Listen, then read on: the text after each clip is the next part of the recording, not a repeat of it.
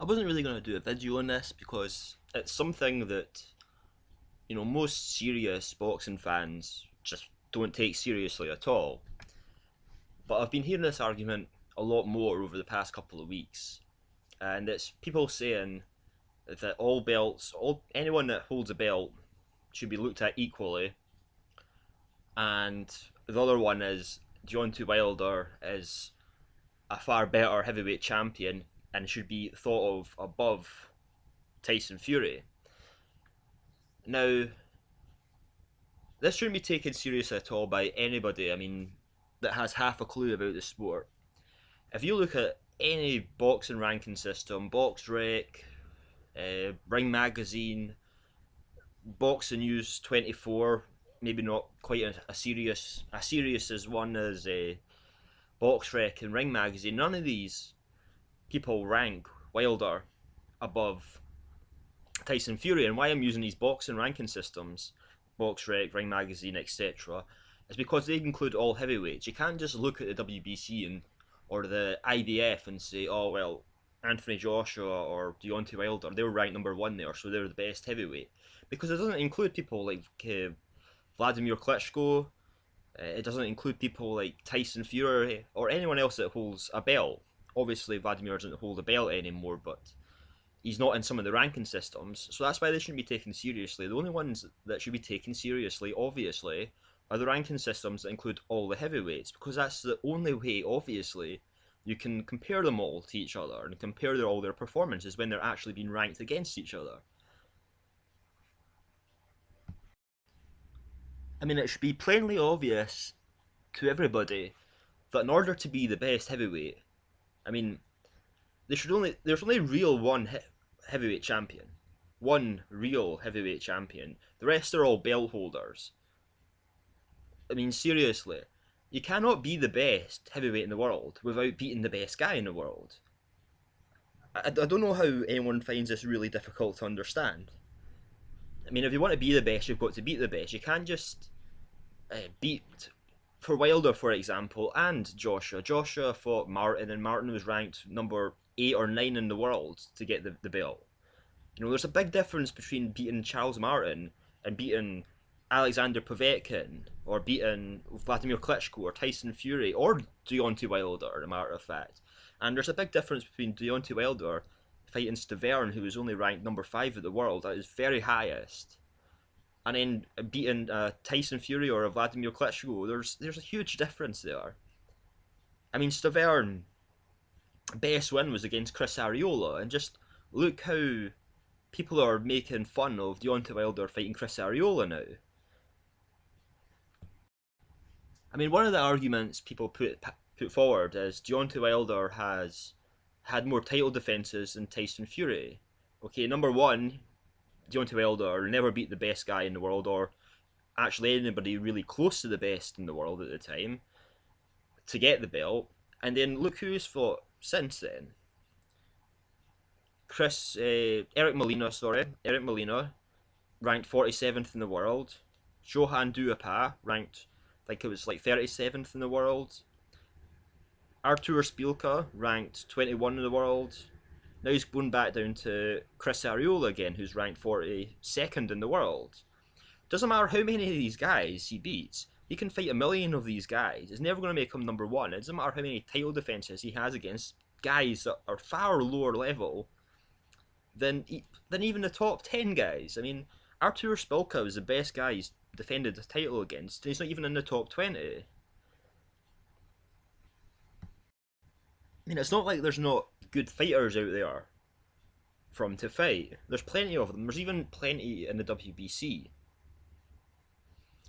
If you just look at where Deontay Wilder is ranked in these other systems, you go on Boxrec, he's ranked number 3 right now. He just got put up above Alexander Povetkin.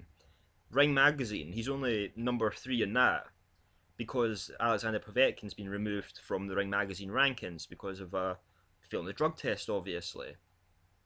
The Boxing News 24, that's another one. Deontay Wilder's ranked number 5 in the world, behind Luis Ortiz, Alexander Povetkin, Wladimir Klitschko, and Tyson Fury. Another problem with the argument is saying, well, Wilder's had more title defences than Tyson Fury. I mean, despite the fact that Tyson Fury's in a contract to fight the second best fighter in the world again and next month, is the fact that Anthony Joshua, right? He's got another title defense. He's got his first title defense, and that's going to be for the Wladimir Klitschko versus Tyson Fury fight. So in other words, he's going to get a chance to defend his title before Tyson Fury does, and he's going to be fighting Dominic Breazeale. So are people saying that Anthony Joshua should be ranked higher than Tyson Fury because he's fought Charles Martin and Dominic Breazeale? I mean, has anyone actually ever watched a Charles Martin fight? You know, he's not the most skilled boxer. He's not the most talented boxer in the division. I mean, he's never going to be a top 10 fighter. Dominic Breazeale as well.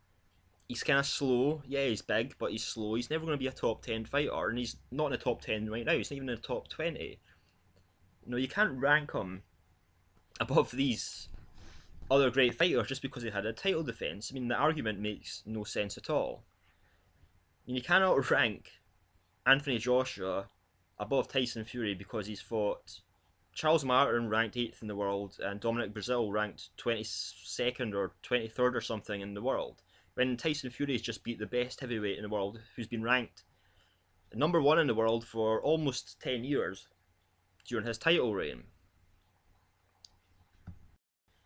Now, the other argument people put forward is, well, Deontay Wilder's performance has just been so much better than Tyson Fury's and Wladimir Klitschko's that he should be ranked higher than them.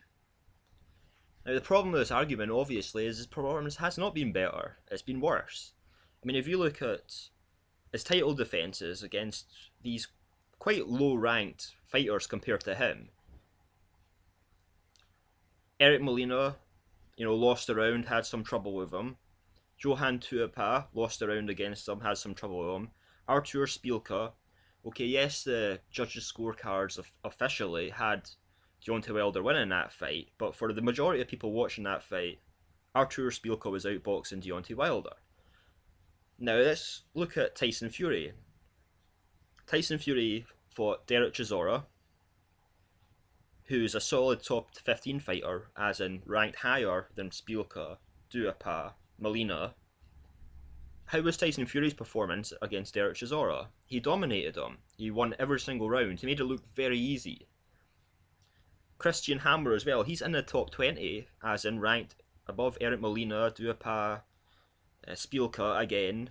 Dominated him, won every round, made it look easy. Now let's have a look at Wladimir Klitschko against what some people would say is low-ranked fighters. Now you've got Alex Leapai.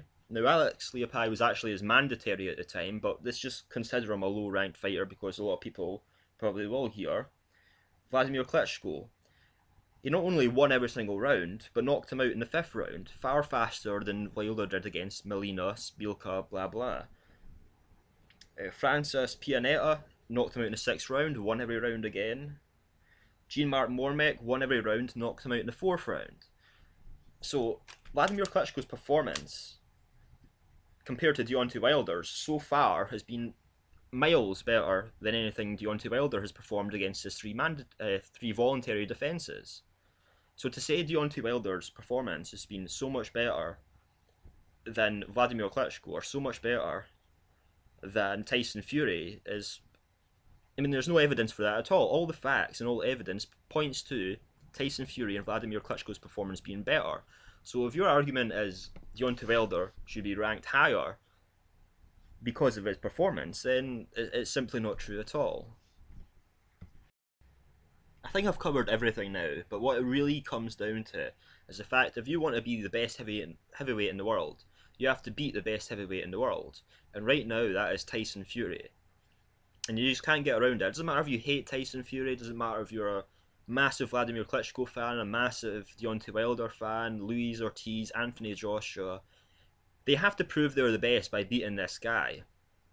And there's no evidence or no proof out there to say that any of these guys are going to easily beat Tyson Fury, or even beat Tyson Fury.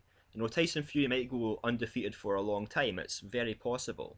There's nothing that you can point at and say these other boxers are just far superior to Tyson Fury. So until someone beats him, he is the best heavyweight in the world, and it doesn't matter how many title defenses or who these other people beat. Until they beat the number one guy in the division, they're never going to be the number one guy, and that's it.